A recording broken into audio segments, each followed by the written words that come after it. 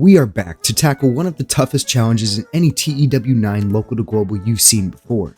The Effganic Genesis mod created by IF and Rule brings us back to the birth of professional wrestling, where we are attempting to overthrow the first and largest wrestling company in the world, Southern Pro Wrestling. In this episode, we totally transform our roster by bringing in some huge names in the world of wrestling, and we also crown our first heavyweight champion as the winner of the Derby is determined. You don't want to miss this. Welcome back, and thank you for joining me as we take another step in this local to global save. We've got a big episode today, but first, we do have some admin to take care of right off the bat, as well as check out the yearly awards as we have stepped into 1926. Looking at the male wrestler of the year, Daniel Loisel, the undisputed best wrestler in the world, as he is now won male wrestler of the year for the 5th year in a row. And remember, there have not been any female wrestlers implemented into the database yet, so there will be no awards for the ladies in this instance.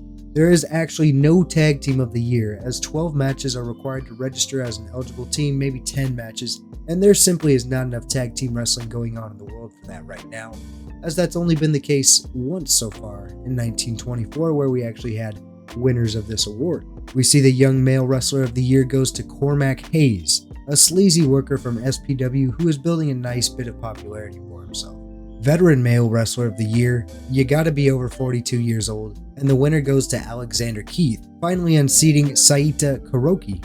And Alexander Keith is the superstar who was just caught in a drug smuggling operation. He is a free agent, though that may not be the case for much longer. Company of the year, to no surprise, is SPW, and they have held that claim for quite a while, every year in fact. However, most improved company of the year goes to the Wham. Great to at least get one small accolade, a sign of things to come, I'm sure. And more SPW workers, Junior Bartha and Joe Boone, took home match of the year when they defeated Daniel Loisel and Cormac Hayes. Match card of the year goes to SPW Super Fightage with a 57 rating. The things you can do with a real ref must be amazing. Sorley Monaghan takes home Manager of the Year, while Don Loomis takes the Play-by-Play Commentator of the Year, and our absence from SPW leaves no color Commentator of the Year. Kenny Wiles is the Ref of the Year for the 5th time, as to be expected considering he is the only true referee in the database.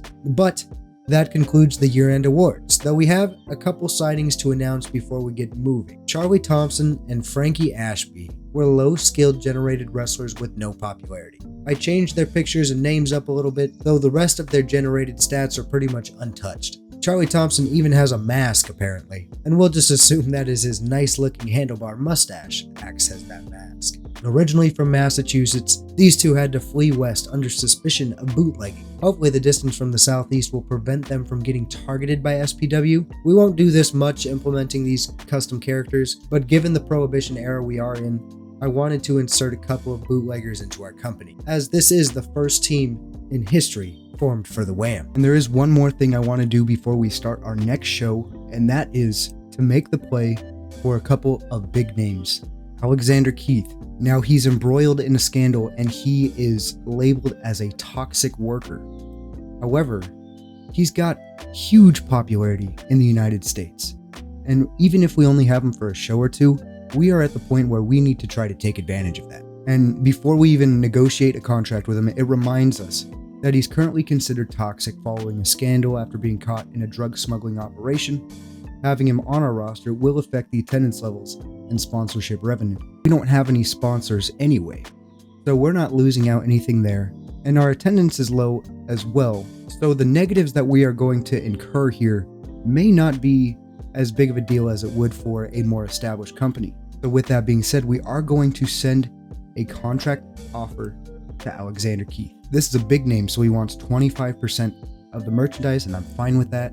We're going to send him the offer, and we're going to see what happens in just a couple of days. He's not going to be on the roster in time for our next show. And there's also one more name that I'm looking at, and that is Levi Andrews. He's another OG of the database. Now, he's not the greatest wrestler. He's actually pretty weak in the ring. However, this man is a movie star. He's one of the first characters of the professional wrestling world, and he lives in Quebec. So we're going to have to pay for his travel if we want him here. But again, this is something I'm willing to shell out. We're not going to use him every single night, but this is a huge name that is not employed with SPW, and we need to get those guys, the few guys that do have this kind of reputation in the world, we need to get them on our roster while SPW has the greater share of established workers in our areas. So with that being said, we are going to head into the amazing grappling spectacle 11, and we are going to be giving a few people the night off. Tonight we begin the Derby, a tournament exclusive to heavyweights, so we're going to give a lot of our junior heavyweights the night off here. So quite a few names from our junior heavyweight division will not be in the locker room tonight. Hopefully that will keep the amount of locker room incidents at a minimum. We're going to be staying in Oklahoma City once more, and our booking team meeting generating 140 points. Going to pick up some of these character ideas because the poor morale will always be an obstacle that we're going to have to battle with. And getting into our locker room incidents. Benson Sandy brought before Wrestlers Court. Kelvin Gebhardt is in the locker room. The bully that he is shaking things up, of course. Bringing multiple guys to the Wrestlers Court. However, the Wrestlers Court does seem to have a small positive impact on most guys that take part in it. Super Demon is in the locker room, and of course, he is causing problems. Got a lot of heat with the rest of the locker room for his selfish behavior. We're going to give him a stern warning. Nothing noteworthy came from it. Corey Edmonds and Black Bull, the road agent and the special attraction, almost getting into a physical fight. Now, Black Bull is in a really poor morale state, and he has got some of the highest popularity on our roster, so I really don't want to give him too much that's going to annoy him. So we're going to go with a slap on the wrist, and he's annoyed at it even more. So it seems that we can't win with Black Bull. We're going to address the locker room, and we're going to go with an open forum just to give a small morale boost to everyone who's got an issue, which is basically everyone on the roster. But with that being said, we have got the amazing grappling spectacle 11 all booked up. The new bootleggers are going to be competing in the pre-show matches for a little while to earn themselves a little bit of popularity, a little bit of experience before we have them start to impact the rating of our show. Then in the opening match, we've got some junior heavyweight competition. The only junior heavyweight match we've got, as all the other matches will be a part of our heavyweight tournament, Super Demon versus Wayne Blankenship. We got a post-match promo that comes out of that one. We'll see just what that comes out to be.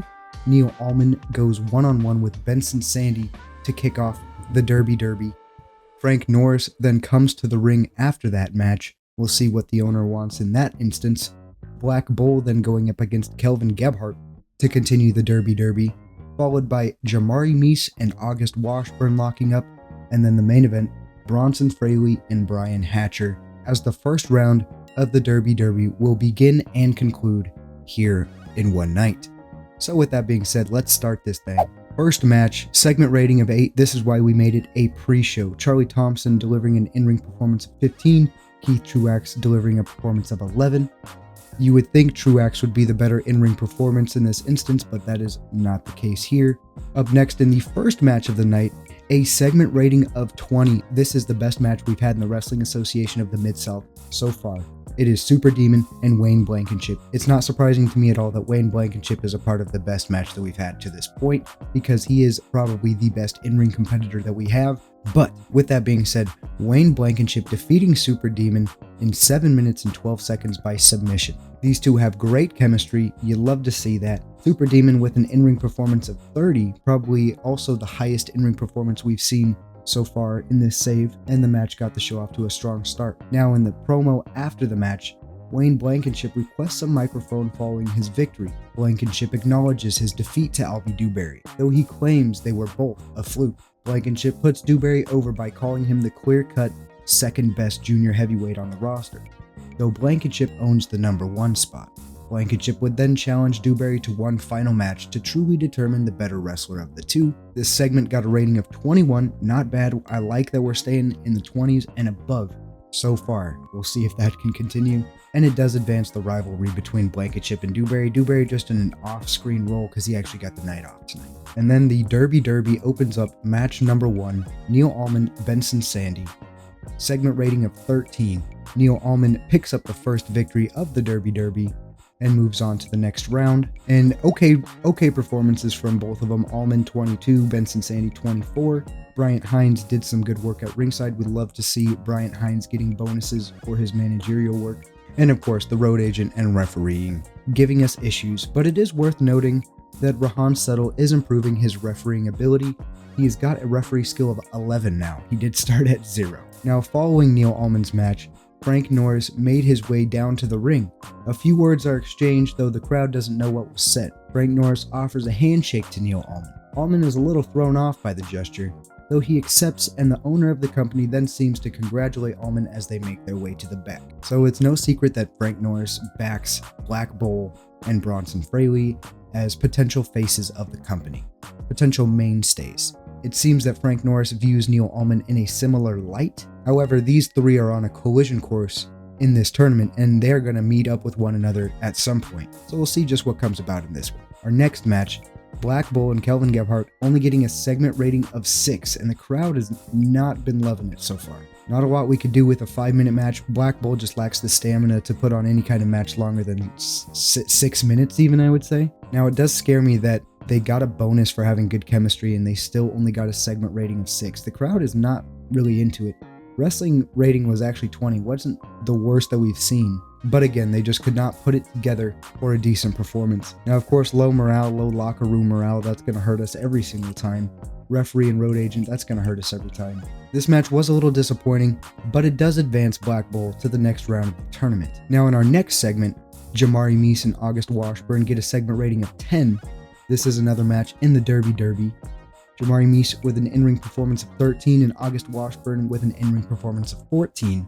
We did have to make this match tell a story, and once we get the product change, we're not going to have to satisfy those requirements anymore, which I think will also keep us from concurring unnecessary penalties.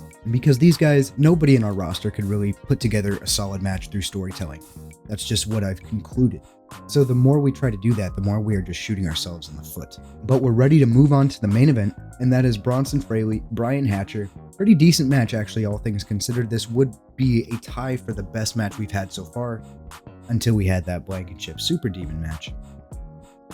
But Brian Hatcher holding his own in the main event, you love to see it, but Bronson Fraley coming out on top after 7.5 minutes, winning the match by pinfall. And we have got the first round of the Derby concluded. We have 2 more matches in the semifinals, which will determine the final 2 competitors, which determines our first heavyweight champion in our company's history. Now, the crowd was pretty lame all throughout the show, but by the end of it, we did get it to white hot. So nice job, Fraley. Nice job, Hatcher. These 2 boys do deliver a good match, all things considered. And all in all, we get an overall rating of 19 for our show, which I do believe is our best show to date. It's a little sad that 19 is our best overall rating, but hey, when you have a referee that's not a real referee and you have a road agent that doesn't really know what he's doing, these numbers are not too bad, all things considered. We're going to address the locker room. We got to give Black Bull a hug, because this man, I do not want to lose Black Bull and his star power. We're also going to continue to pat the back of Bronson Fraley, and we had some positive reactions from that instance. We lost $227, furthering us into debt. However, we do gain popularity in the Mid-South, moving from 7 to 8. We're seeing very little spillover, but there is a little bit of spillover. If you're enjoying the TEW content in the series, please do give it a like. The reception on this series is extremely crucial to its continuation and its success. Check out the Patreon link for exclusive content and benefits for both paid and free members. Your support is greatly appreciated. And we've got some huge news following the 11th edition of the Amazing Grappling Spectacle. We've got the responses from Alexander Keith and Levi Andrews, and both of these gentlemen have accepted the contract terms. So what this means is we have just made a huge influx of talent and popularity now coming into our roster. And with Alexander Keith's inclusion on the roster and his checkered past, Alexander Keith will be joining alongside Charlie Thompson and Frankie Ashby to form our first stable, the Bootleggers. In canon, we will assume that Alexander Keith's drug smuggling is directly related to the prohibition and alcohol, and he is operating a speakeasy of some sort. So it's only right that Alexander Keith becomes the leader, given his immense star power and ability and history as a former World Heavyweight Champion. If you check this out, he was the Frank Norris Promotions World Heavyweight Champion. He held that thing for 132 days, and that might have even been because he was released as the champion. But you can see, just checking out these awards, this guy has got some serious star power, and we just really hope that it lifts us up rather than putting us down like his toxic trait suggests that it might. And we are going to use some of these character ideas, and we're using a likely to succeed on Black Bull. It was a success. It does not improve his morale, but it does improve his momentum. Gary Cowell, the Pickle Man, the Big Dill, is going to get a character idea. This one is a safe bet. It was a success. He's still annoyed, but his momentum has gone from chilly to warm. Now this is big. We do have Bronson Fraley at a pleased state of morale. That is huge. You gotta love it. This is probably our biggest star that we have got on the homegrown side of things. So if we can keep this man happy, we're gonna do it. We've got 2 more character ideas. We will use this unspecified one. I don't want to use a big gamble on Super Demon. Super Demon's not the greatest guy in the world, but I kind of like him being on the roster, and plus he actually puts in work inside the ring and produces some good ratings. So we'll go ahead and just attach the TEW IX character idea, which is likely to succeed. It does succeed, and it doesn't change much. It is what it is. But that is the last of the management that we need to do before we move on to our next show. And you can see before we head into our next show, product change is now complete from Southern Wrestling to Carnival Days. Frank Norris has had his 65th birthday, so I'm now eligible to die of natural causes. We'll have to see what we can do for this company before Frank Norris kicks the bucket. And Brian Hatcher's body type change is successful, going from flabby to average, so thank you, Mr. Hatcher, for that. Alright, getting ready for the night, we're going to give Super Demon the night off. And we'll also remove Kelvin Gebhardt from the locker room as well. And that's probably all that we'll do as far as giving gentlemen the night off. We'll travel not too far over to Norman, Oklahoma, as we like to just switch up our location. Not very often because transportation is not easy in 1926 to move this whole production, but we try to get around just a little bit. Picked up 143 creative energy from this meeting, and we're going to continue to buy character ideas. Going into our locker room incidents, because it is not the Wham without some locker room incidents. Black Bull annoyed Frankie Ashby by mocking his lack of popularity. That's rough. We're just going to do a slap on the wrist for that one. Thankfully, we do not further annoy Black Bull. Benson Sandy almost got into a fight with Brian Hatcher after he caused some damage to his rental car and refused to pay for it. Benson Sandy is currently annoyed. Brian Hatcher's in a good mood. We'll try to just go with a stern warning, and we did not worsen Benson Sandy's mood, which is a good thing. Yurvaj Tanel getting heat with the locker room will give him a warning. Had a small positive impact on the T-Man. And then we've got Washburn and Kyson Mays butting heads backstage. Both of them are now annoyed. Levi Andrews and Frankie Ashby have been hanging out together. Grifter personality is probably better than prickly personality, so we'll take that one. And we're going to address the locker room. We are going to inspire everyone tonight, as we've got a big night ahead of us. Some big debuts are going to come forth. And here we are with the Amazing Grappling Spectacle 12, the semifinals of the Derby.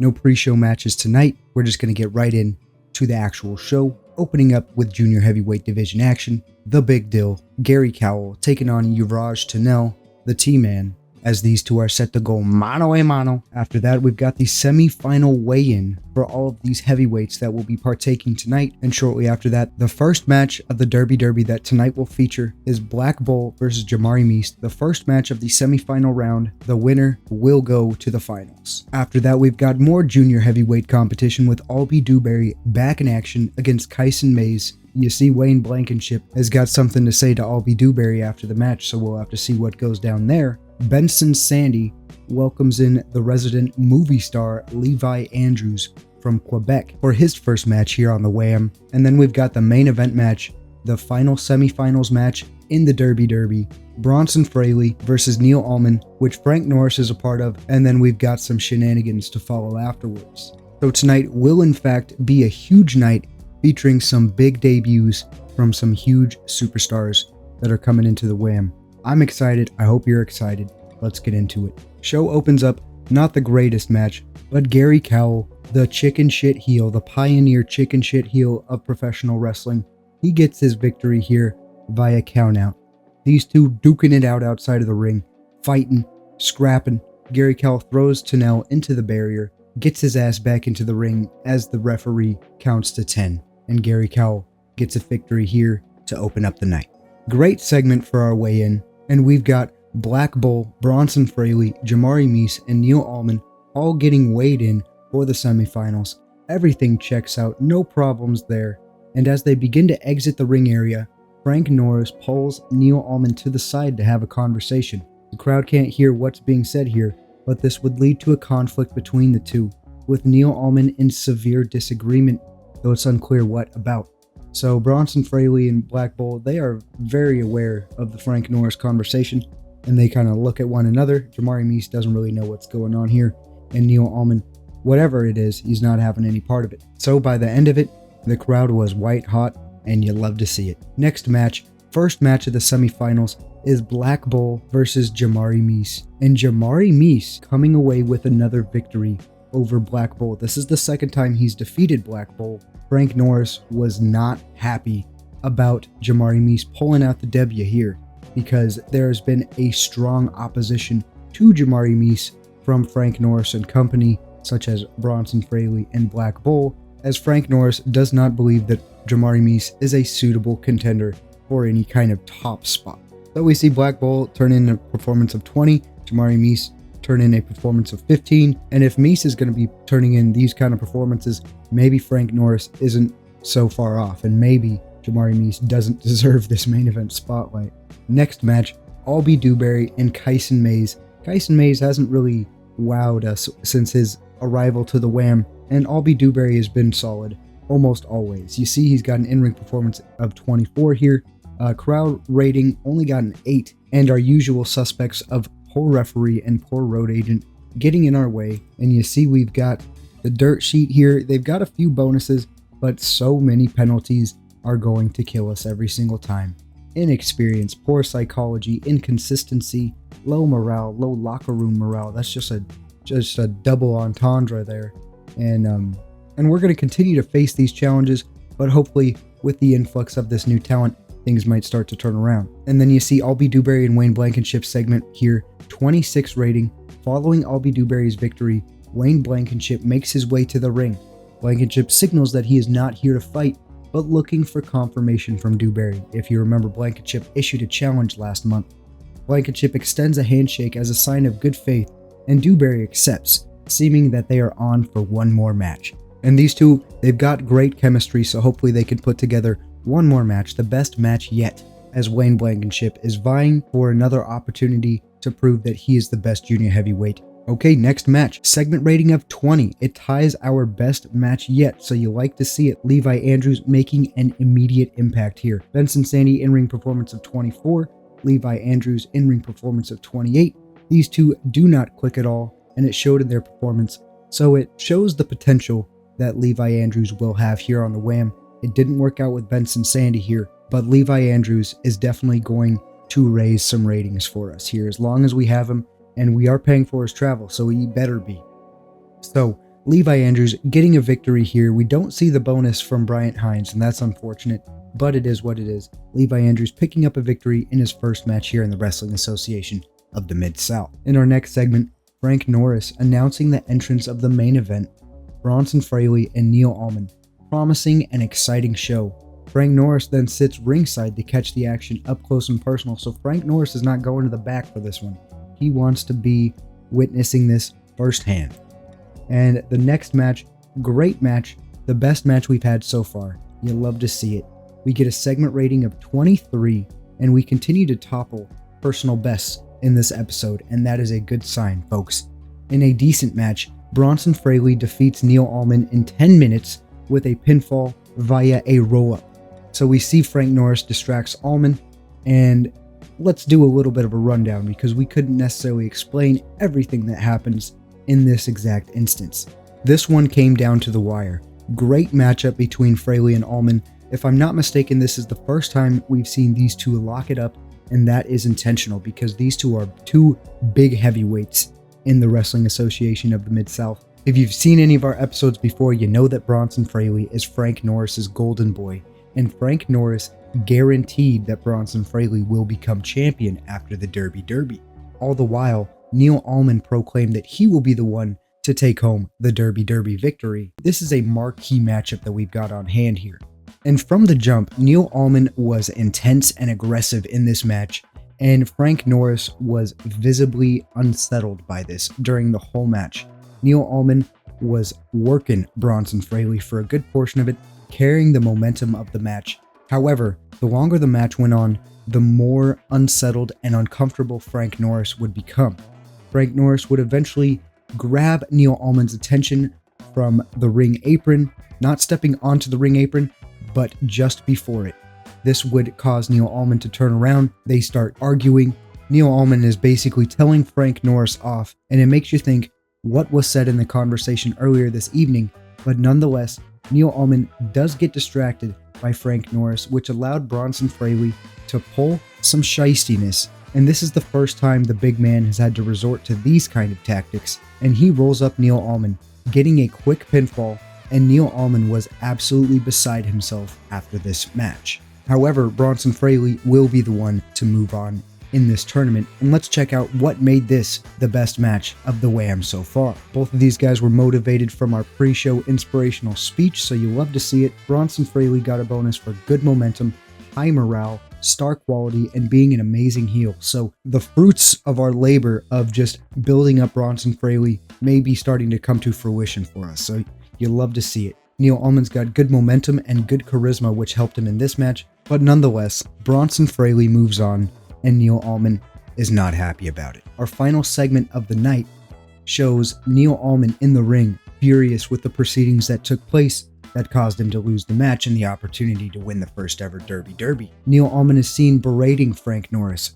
Think Montreal Screwjob type, where Neil Allman is in the ring just screaming at the owner, at Frank Norris, spitting at the man even. However, Alexander Keith, accompanied by Charlie Thompson and Frankie Ashby, make their way down to the ring, with Alexander Keith focused on Neil Allman. As Neil Allman's attention shifts from Norris to the bootleggers, Frank Norris makes his escape from ringside and begins to head to the back, with a satisfied look on his face. The show ends with no physical altercation between Allman and the bootleggers, but a huge standoff and stare down between the biggest acquisition in pro wrestling, arguably, at least the most controversial because this man just got embroiled in a drug smuggling operation, and Neil Allman standing up against Frank Norris and his Golden Boy group, and we see the debut of the bootleggers as a unit. So it's unclear as to what is going to come about, why Alexander Keith is here. Is he acting on the behalf of Frank Norris, or is he acting out of his own interest that just happened to benefit Frank Norris? What's going on with the bootleggers, Neil Allman, and Frank Norris? We will just have to find out on the next episode of the Amazing Grappling Spectacle, which we're going to get into here soon. Let's check out the show as a whole. 23 overall rating. You love to see it. And now that our product change has finished, we will actually no longer be capped in our popularity gains, because that was hampering our popularity gains and our potential to grow. With that being said, we are going to praise Neil Allman and Levi Andrews, improving the morale for each, and we just may be able to turn a corner with this awful morale situation, boys. We did shell out $450 for our workers by paying for Levi Andrews, and unfortunately, because of the negativity that Alexander Keith brings, our ticket sales are remaining the same. So it pretty much offset itself to bring in Alexander Keith. We're just going to have to be mindful of the extra cost that Levi Andrews will have. And so if we don't use him every night, whatever attendance increase that he is bringing, we will be without that. So that is a little unfortunate, but I think the popularity improvements will be worth it for our match ratings, so on and so forth. We see some gains in our spillover areas, which we love to see, but in the Mid-South, we stay at an 8. There aren't a ton of things that we need to do before the next show. However, we are going to implement another character idea here on our boy Bronson Fraley, and he is back to being pleased. It's a great thing to see that some of these morales are starting to turn around. We got Brian Hatcher, who's been here for a while, and he is still pleased. Charlie Thompson might be annoyed, but Frankie Ashby is still happy. Alexander Keith at normal morale. Levi Andrews at normal. Uraj Tanel is happy. Keith Truax is only irritated, not even annoyed, and dare I say it, things might just be turning around here in the WHAM. We're going to use another character idea here on Neil Allman. It was a success. He's still annoyed, but he has got some red hot momentum now at this point. So our big guys have got great momentum even if they do not have great morale. And with everything else out of the way, it's time to get ready for the Amazing Grappling Spectacle 13, the go-home show for the biggest event of the history of the WHAM so far. Not the Amazing Grappling Spectacle, but the spectacle of amazing grapples. That's right, folks. It is the first super show of this company's history, and tonight we just set the stage for it. So, as far as giving the night off, Benson Sandy's going to receive the night off. And unfortunately, Brian Hatcher went from pleased just the last time we saw him, but now he is once again annoyed. And we're also going to give Kyson Mays the night off as well. But that's going to do it for the gentlemen that do receive the night off. We're once again staying in Oklahoma City here. And our booking team meetings continue to produce about 140 creative energy each time, which is good for at least 3 more character ideas. Alexander Keith gets a bit of a gamble here. That's not a great one. Another big gamble, also not a great one. And then hopefully we can get something better here. Likely to succeed. All right, we do like that. We already have a creative idea. Okay, let's just got that taken care of. And we can move on. Locker room incidents. You know we got some. Super Demon almost getting into a fight with Frankie Ashby. We're going to do a stern warning. Nothing resulted from it. And the locker room incidents have been completed. Only one of them all night, and it wasn't even that bad. That's crazy. There is some merit to giving our troublemakers and our poor negative personality types the night off when we're not going to use them. We like to see it. That's good stuff. We're going to open forum, allow everyone else here to get a small morale boost, and we will see on the other side. And here we are. We do have a pre-show match this evening with August Washburn and Charlie Thompson going head-to-head. But then once the show really gets going, Frank Norris opens up the night with an announcement, which we will get into. Levi Andrews makes an appearance and cuts a, quote, promo, if you can call it that, then proceeds to get into a match with Yuvraj Tunnell. After that, Alexander Keith makes his in-ring debut on the Wham against Brian Hatcher. Albie Dewberry and Super Demon in some junior heavyweight division action.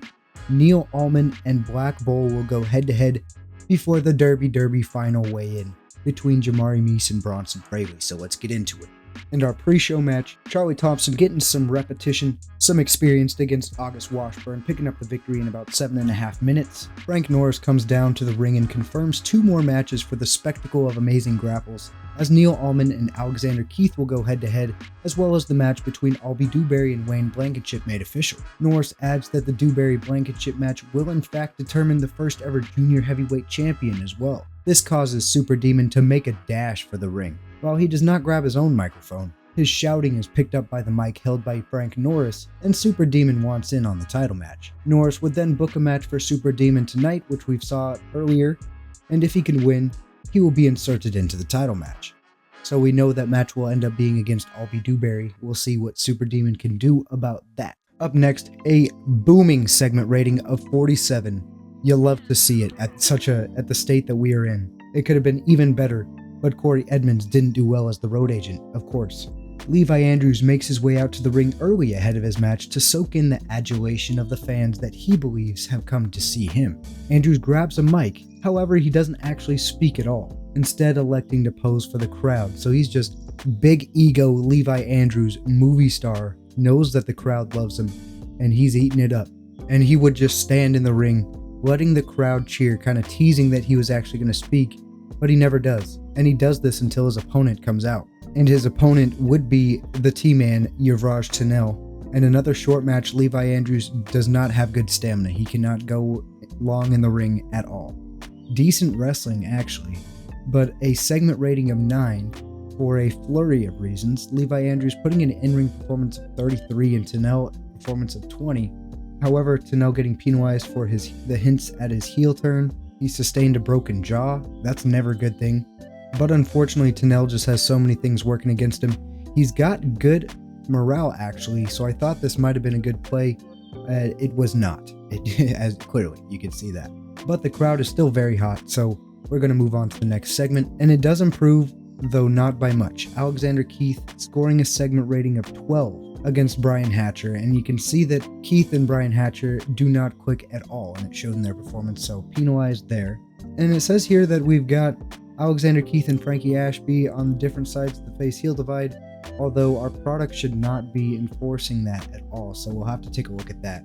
All in all, not the showing that I thought we would get out of Alexander Keith though, which is slightly unfortunate.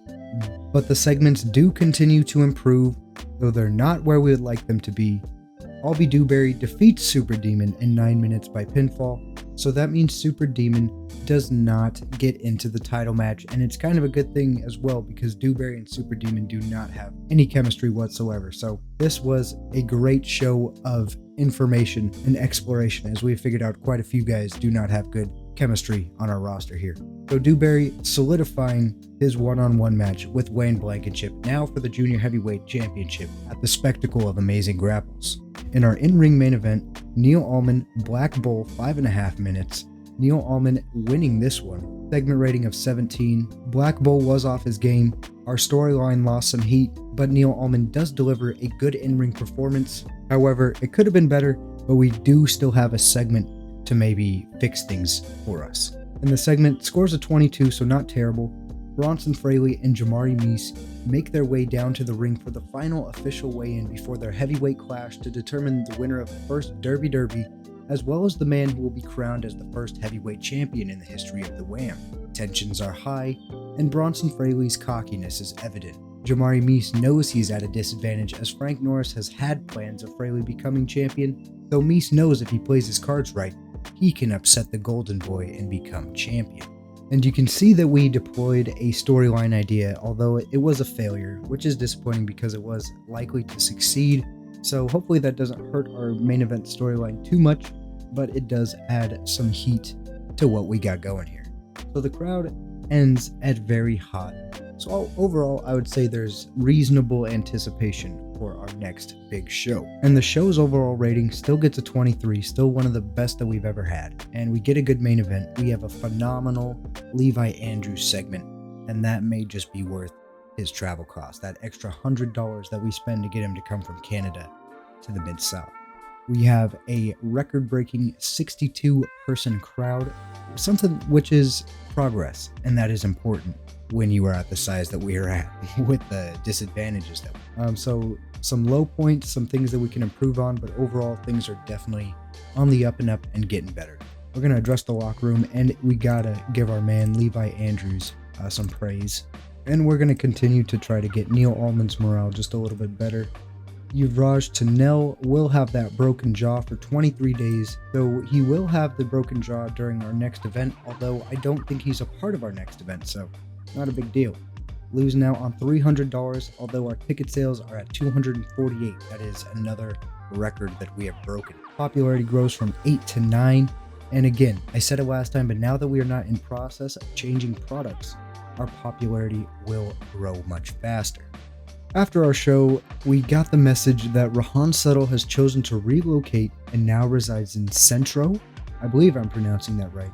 Please correct me if not. But regardless, the man now lives in Mexico, and that is not within our spillover, meaning we are likely now tasked to pay for his travel. He is not worth $100, let alone $20, although he is now going to shoot his way up to one of the most expensive assets that we have got to take care of on this company, and we have got no other choice because there are no other referees. Let's go ahead and check out the worker database one more time, and we'll see if there are any referees, because I'm sure that there are not. The only filters that I have here is that they can work in the United States and that they are a referee. Rahan Settle's the only one. He prioritizes his work with Viva La Lucha despite his beginnings starting in WHAM. So, to hell with this man. I should have chosen a wrestler that did not work outside of the United States, because that is a killer for us.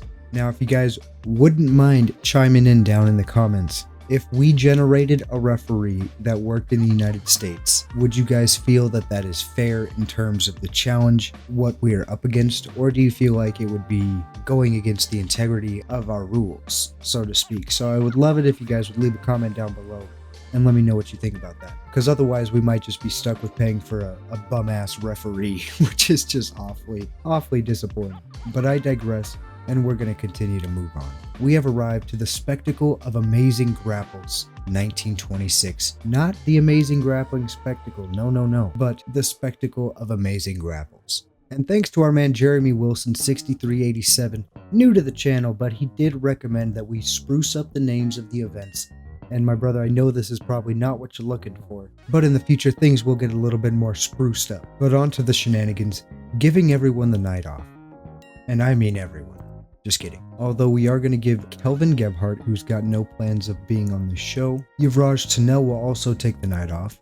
And I think that's going to be it for this evening. We will be coming out of Oklahoma City for this event in front of an estimated 65 fans, a record-breaking attendance for the Wham. Booking team meeting, of course, leaves us at 208 creative energy, which buys us a few more character ideas and still allows us to run the show.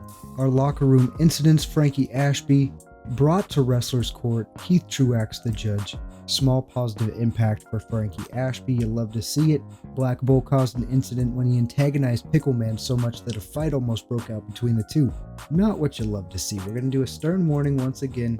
Gary Cowell's unhappy with the decision. Kyson May's been spreading rumors about Brian Hatcher, which almost led to another fight.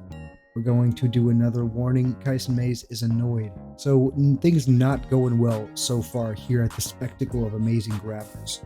Bryant Hines getting ribbed a little backstage because of how he started to be influenced by Jamari Meese. And this is another thing that we do not want to see. Jamari Meese, a selfish man, having an influence on an irrepressible personality like Bryant Hines. And if Bryant Hines, if his personality goes awry, then in all honesty, he does not have much of a meaning here, much of a use here in the Wrestling Association of the Mid-South, because he's not a great in-ring worker, and really his strength is his good personality. But that's going to do it, and we're going to address the locker room. We're going to try to meddle into the relationship of Bryant Hines and Jamari Meese, actually. And we're going to do a negative meddle, and hopefully things just don't go awful between these two. Okay, it's going to take some time, so we'll see what happens there. But we're going to get into the booking of the match, and we'll see you on the other side. And we have finally arrived to the biggest moment in this company's history thus far, the Spectacle of Amazing Grapples 1926. Champions will be crowned, the winner of the Derby will be determined, and we are in store for a huge evening. Got a couple dark matches to start the night. Benson Sandy, August Washburn, Black Bull, and Brian Hatcher. We'll get the crowd going before the show really officially gets started.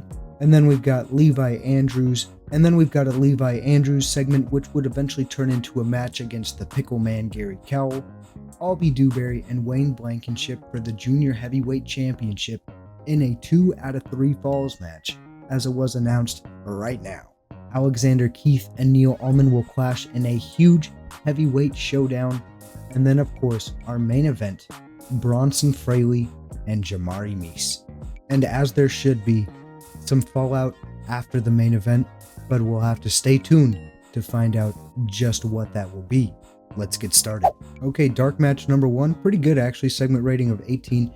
Benson Sandy and August Washburn. These two actually put in good work each time that they compete against one another. They were the holders of the 1925 Wham Match of the Year. Imagine that. Next match, segment rating of 16, Black Bull defeating Brian Hatcher. No story around this one, but Black Bull does get a victory with a power body slam. But our match really getting going. Segment rating of 28 for Levi Andrews. You got to imagine it's because he wasn't by himself, probably. But he makes his way out to the ring, and unlike the last time he had a microphone in his hand at the Wham event, he actually speaks and welcomes the fans to the grandest grappling spectacle they will likely witness here in Oklahoma City.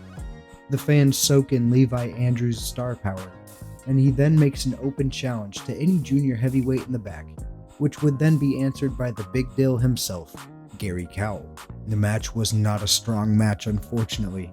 The fans hated the ending to the match, as Levi Andrews shysted his way into a victory by countout in less than 5 minutes. The Levi Andrews in-ring performance of 31, Gary Cowell in-ring performance of 19, the crowd heat is white hot, but they did not appreciate the countout ending, so that's something that we'll keep in mind. I know they don't like tainted endings or anything like that. I tried getting away with one. We couldn't do that here. The next match, I honestly thought we would see a better match out of this one, but it only made sense to make it a longer match considering it was a 2 out of 3 falls match. But we've got Wayne Blankenship defeating Albie Dewberry in 11 minutes by 2 falls to 1 after winning the first and the final fall happening by submission.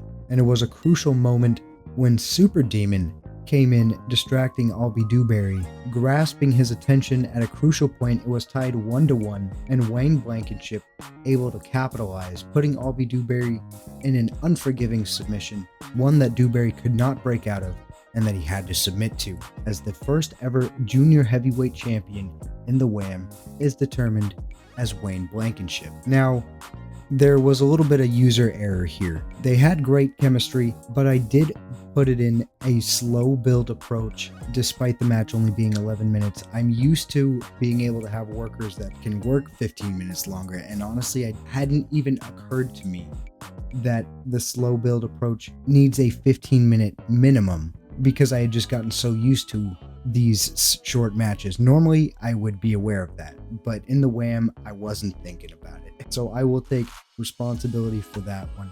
So we see the match suffer there, although the next match does improve, and we had great heat and decent wrestling. Alexander Keith defeating Neil Allman in 8 minutes and 32 after an interference from his manager Frankie Ashby.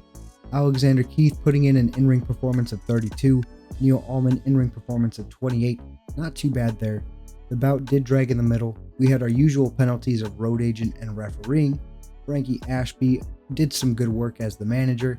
The fans did not like the managerial interference, and I did not check on the heel-face divide in the product. So again, another just goof by me on that end. But we do get a decent wrestling rating of 30 and a decent crowd rating of 29. Just some mental errors on my end, as well as some things that just aren't going to go our way, such as the referee and the road agent situation holding us back, resulting in a segment rating of 17. But what we do see here is Alexander Keith picking up the victory over Neil Allman, albeit there being a little bit of an asterisk there with the Frankie Ashby interference. Our main event crowning the WHAM heavyweight champion for the very first time, as well as the winner of the Derby. Bronson Fraley defeating Jamari Meese in 8.5 minutes by pinfall. Bronson Fraley becomes the new champion, as well as the man that will become synonymous with winning the Derby. He turned in an in-ring performance of 31, while Jamari Meese only turned in an in-ring performance of 14, and for the very first time, we have crowned a heavyweight champion. So coming out of this show, we have crowned both of our champions that we're going to start out with for the near future. We're not going to do any kind of tag team division for a while. And of course, women have not been entered into the database yet, so we've got no women's divisions. But with all of the shenanigans that led up to this match, there were very little shenanigans that actually took place in the match. Bronson Fraley won clean. Frank Norris was in attendance. However, he had no interference, no hand in the match. Jamari Meese put up a good fight. However, he did not pose that kind of threat that necessitated Bronson Fraley doing anything out of the ordinary or out of the bounds of the rules. So all in all, the in-ring action ends with a segment rating of 20. However, we've got one last segment to finish off the night.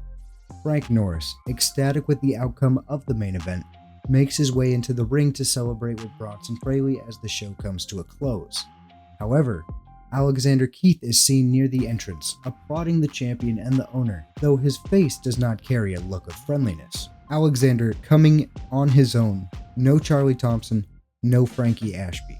And without saying a word, he makes it known that maybe he wants some kind of compensation for taking care of Neil Allman. And that is where the show ends. We get another overall rating of 20, and it is so much better to see these yellow numbers instead of the red. So all in all, the additions of Levi Andrews and Alexander Keith have been positives. Absolutely. I would certainly say positives, 100%. And we're going to praise Alexander Keith as well as Levi Andrews because I appreciate them and the contributions that they are making.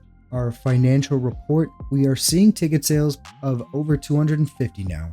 However, the referee now being more expensive, as well as Levi Andrews having some travel to pay for, that's going to run up quite the bill, and that is going to be something that we're going to have to navigate in the future. And we get another response of not that bad, given the company is so small.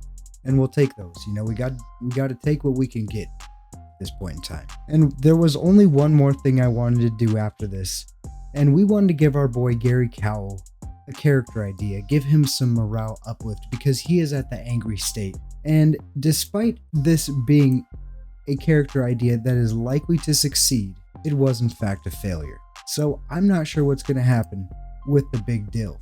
He's lost momentum, his morale has gotten even worse, he was already angry to begin with. I almost want to give him another one, but given what's already happened, I'm not really sure if it's a good idea. But you know what, I'm a glutton for punishment, so let's go ahead and give it a try. This one was a success. Okay, so we've moved him from angry to annoyed, because granted, he's a troublemaker, he doesn't have the best in-ring abilities, but damn it, there's just something about Pickle Man Gary Cowell that I want to keep around. We're going to apply the last few character ideas that we do have that are not gambles. Most of these are in fact gambles. We have one safe bet for Levi Andrews and one likely to succeed on an unspecified worker. We're going to use this unspecified likely to succeed on Neil Allman, and it was a success. We improve his momentum but not his morale. Levi Andrews has got a character idea as well, and we're going to use this safe bet. It was a success, and again, his momentum increases but his morale stays the same on the surface. But with the last of the admin being done, that's going to do it here for us on this episode. And thank you to Patreon member InYourFace16 for signing up to the Real One tier. Your support is greatly appreciated. And that's going to do it for me here. Thanks for watching everybody, and I'll catch you in the next video. Take it easy.